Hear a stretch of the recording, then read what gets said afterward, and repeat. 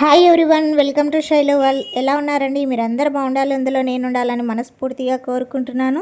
ఈరోజు అయితే పాలకూర బజ్జీ ఏ విధంగా చేయాలో చూపించబోతున్నాను.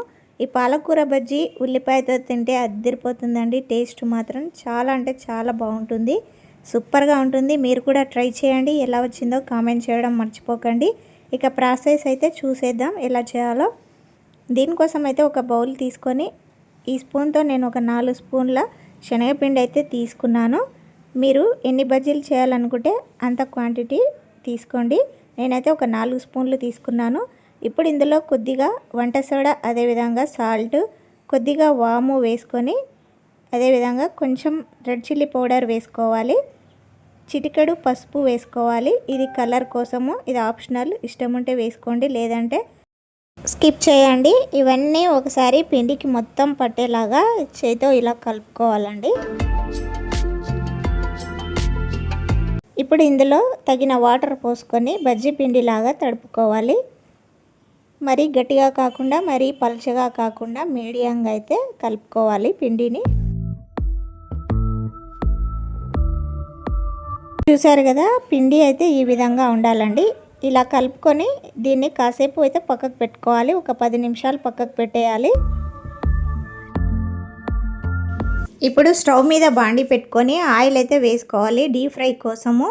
ఇది కాగేలోపు మరోవైపు పాలకూర అయితే క్లీన్ చేసి పెట్టుకోవాలి. ఇలా కాడలు కట్ చేసి పెట్టుకోవాలి. ఈ వాటర్లో బాగా క్లీన్ చేసుకొని ఇలా పెట్టుకోవాలండి బజ్జీ కోసము. ఇప్పుడు పాలకూర ఒక్కొక్కటి తీసుకొని ఈ శనగపిండిలో అయితే డిప్ చేయాలండి. రెండు వైపులా ఇలా మునిగేదాకా ఆకును ఇలా ముంచేసేయాలి పిండిలో. ఇలా అద్దిన తర్వాత కాగిన ఆయిల్లో వేసేయాలి. అన్నీ ఈ విధంగానే వేసుకోవాలి.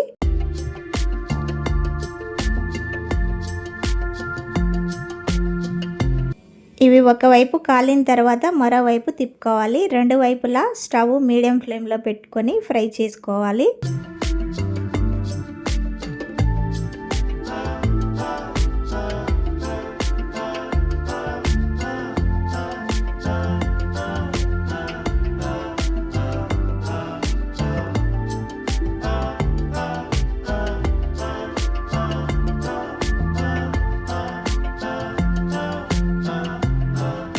ఇలా రెండు వైపులా కాలిన తర్వాత వీటిని తీసుకొని వేరొక ప్లేట్లోకి అయితే పెట్టుకోవాలండి. అన్ని బజ్జీలు కూడా ఈ విధంగానే ప్రిపేర్ చేసుకోవాలి. ఇలా ప్రిపేర్ చేసుకున్న తర్వాత దీనిపైన ఉల్లిపాయలతో గార్నిష్ చేసుకొని తింటే చాలా బాగుంటుంది. టేస్ట్ మాత్రం అదిరిపోతుంది, నెక్స్ట్ లెవెల్లో ఉంటుంది. అందులోనూ పాలకూరతో చేసాం కాబట్టి హెల్తీగా కూడా ఉంటుందండి. చాలా బాగుంటుంది పాలకూర బజ్జీ. మీలో ఎంతమందికి ఈ పాలకూర బజ్జీ ఇష్టమో కామెంట్ చేయండి. చాలా బాగుందండి, సూపర్గా ఉంది టేస్ట్. మీరు ట్రై చేయండి. ఎలా వచ్చిందో నాకు కామెంట్ చేయడం అయితే అస్సలు మర్చిపోకండి. నా వీడియో నచ్చిందనే అనుకుంటున్నాను. ఇంకెందుకు ఆలస్యం, మరి ఒక లైక్ కొట్టి షేర్ చేసి సబ్స్క్రైబ్ చేసుకోండి. మరిన్ని మంచి మంచి వీడియోస్తో మీ ముందుకు వస్తాను. థ్యాంక్ యూ ఫర్ వాచింగ్ అండి. Bye bye.